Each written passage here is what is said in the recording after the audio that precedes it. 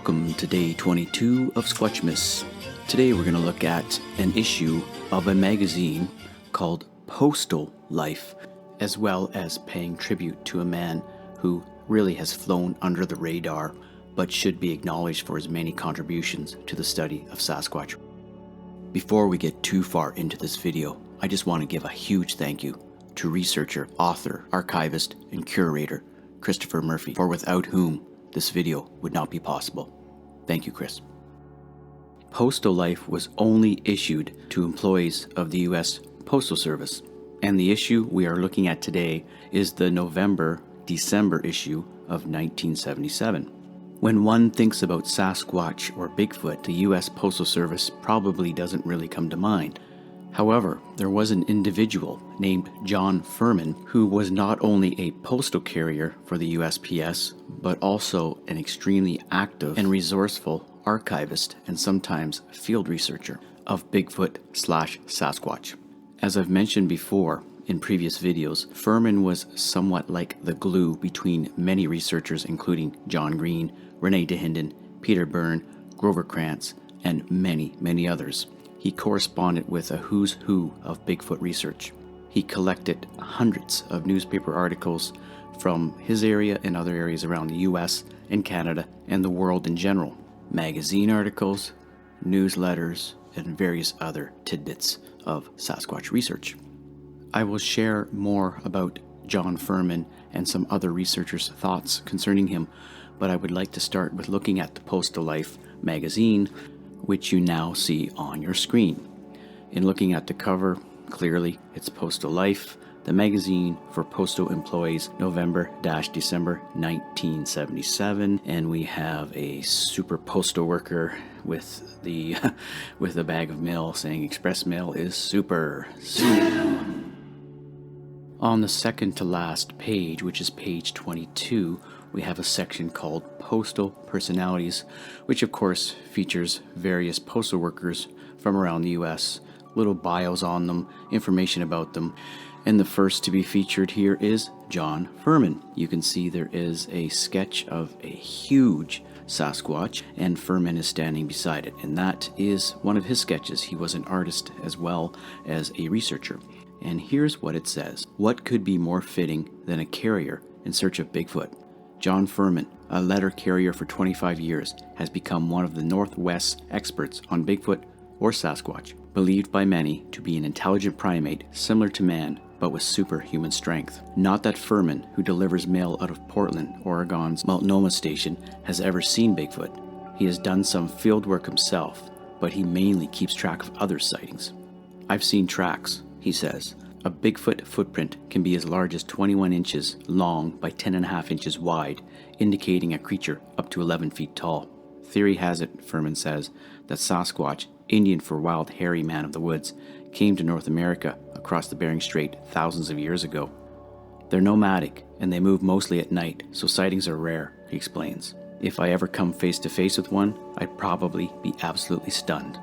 That's pretty darn cool, I'd say. A Sasquatch researcher in a postal workers magazine issued only to postal employees. Interestingly, that wasn't the only time that Furman was featured in a postal magazine/newsletter. A few months earlier, March 1977, Furman was featured in something called the Portland Postal Window, which I presume, again, was a newsletter issued only to postal workers. You're looking at it on your screen.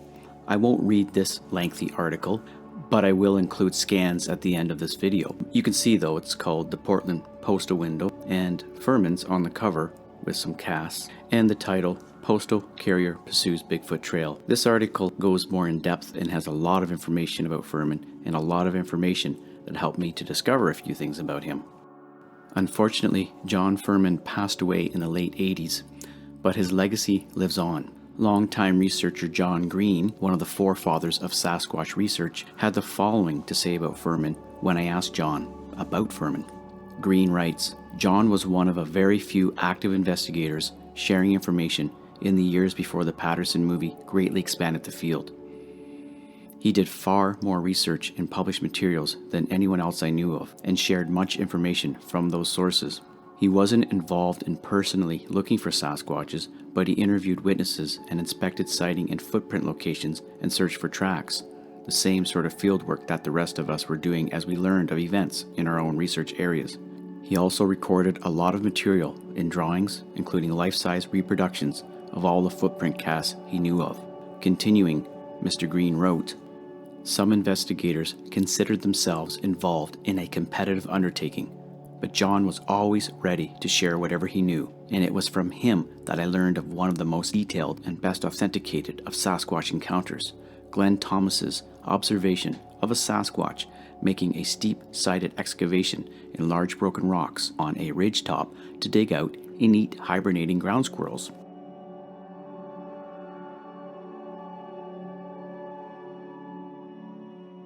Author and archivist Christopher Murphy also further expanded on John Fuhrmann's role in Bigfoot research history. Fuhrmann collected Bigfoot/Yeti related newspaper/magazine articles and Bigfoot newsletters. He ran an exchange clipping service. He would send articles to researchers, and they in turn would send articles to him. Researchers would contact him to see what he had on file. He became very well known as an information source. They would also send him non-published sighting information. He also did a lot of direct research, interviewing witnesses and so forth, and shared his findings.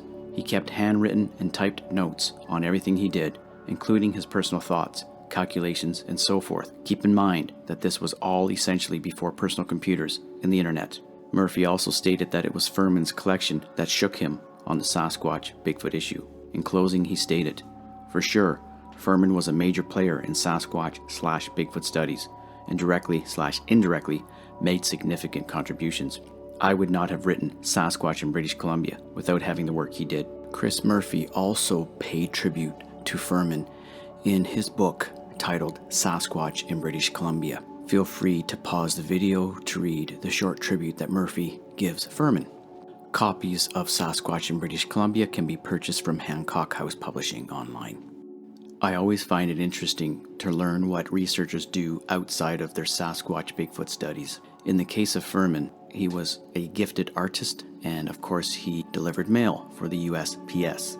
Aside from all that, he was quite an accomplished musician, and in particular, a fabulous violin player, or in musician lingo, a violinist. Furman was a regular performer on a TV and radio show called Circle 8 Hoedown, which starred Heck Harper. Heck Harper's band was called the Wagon Masters. Furman played fiddle or violin with the Wagon Masters.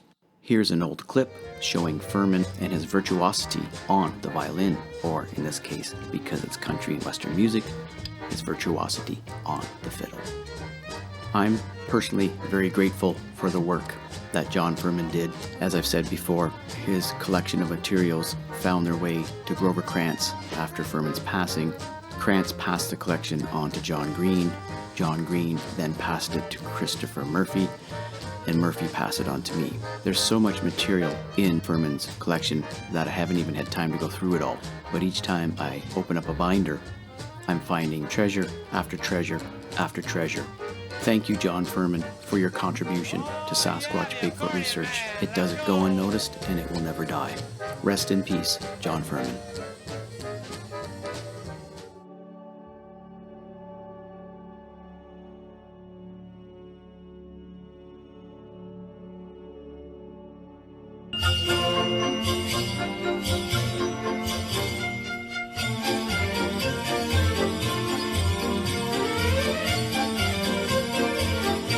Please support this channel by subscribing and leaving comments. Stay well, stay safe. Here's wishing each and every one of you a wonderful holiday season.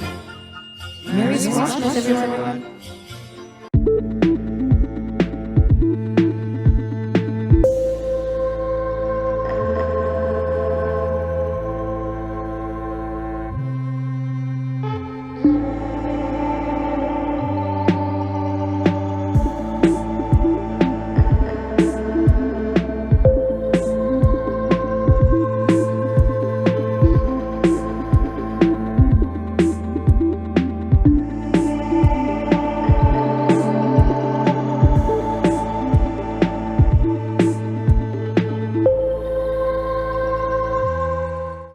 Johnny Furman play a very difficult tune now for us by Dinah Chew and Hybrids Horse Staccato.